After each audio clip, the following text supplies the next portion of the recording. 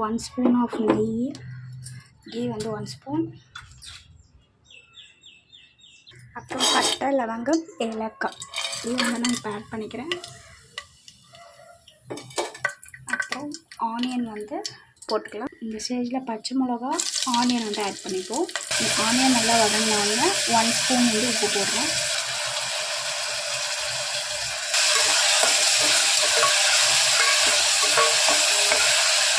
Onion நல்லா வதங்கினோன்னா இப்போ வந்து நான் கேரட் வந்து ஆட் பண்ணுறேன்.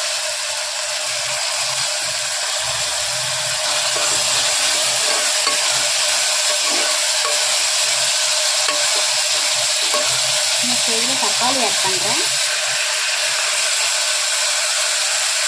அப்புறம் புதினா கொத்தமல்லி ஆட் பண்ணுறேன்.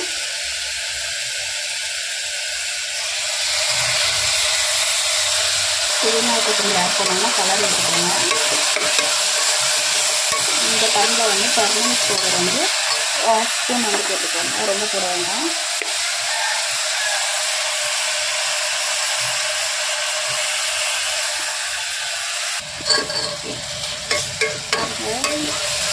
இந்த ஸ்டேஜில் வந்து கர்ட் ஆட் பண்ணுறேன்.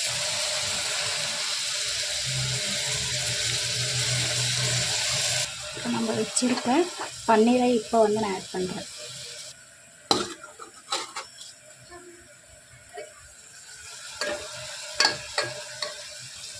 பன்னீர் போட்டதுக்கப்புறம் கொஞ்சமாக கலர் விட்டுக்கலாம், ரொம்ப வேண்டாம்.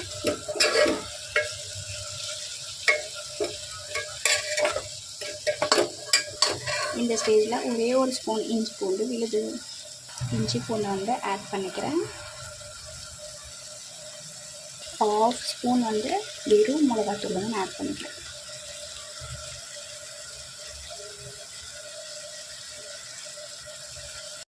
இந்த ஸ்டேஜில் வந்து பாஸ்மதி ரைஸ் வந்து நான் ஆட் பண்ணிக்கிறேன்.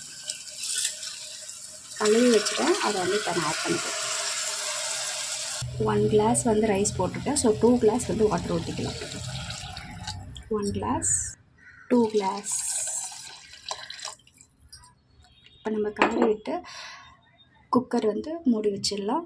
2 விசிலுக்கு அப்புறம் நம்ம எடுப்போம். லாஸ்ட்டாக ஒரே 1 ஸ்பூன் மட்டும் நான் கீ வந்து ஆட் பண்ணிக்கிறேன். கீ ஆட் பண்ணிட்டேன், அவ்வளோதான். இப்போ வந்து குக்கர் போட்டு நம்ம மூடி வச்சுருவோம். குக்கர் போட்டு மூடி வச்சாச்சு. ஸோ 2 விசிலுக்கு அப்புறம் ஓப்பன் பண்ணுவோம். Bye bye. ஸ்பெஷல் உருளைக்கிழங்கு சிப்ஸு, உருளைக்கிழங்கு ஃப்ரை, பன்னீர் பிரியாணி.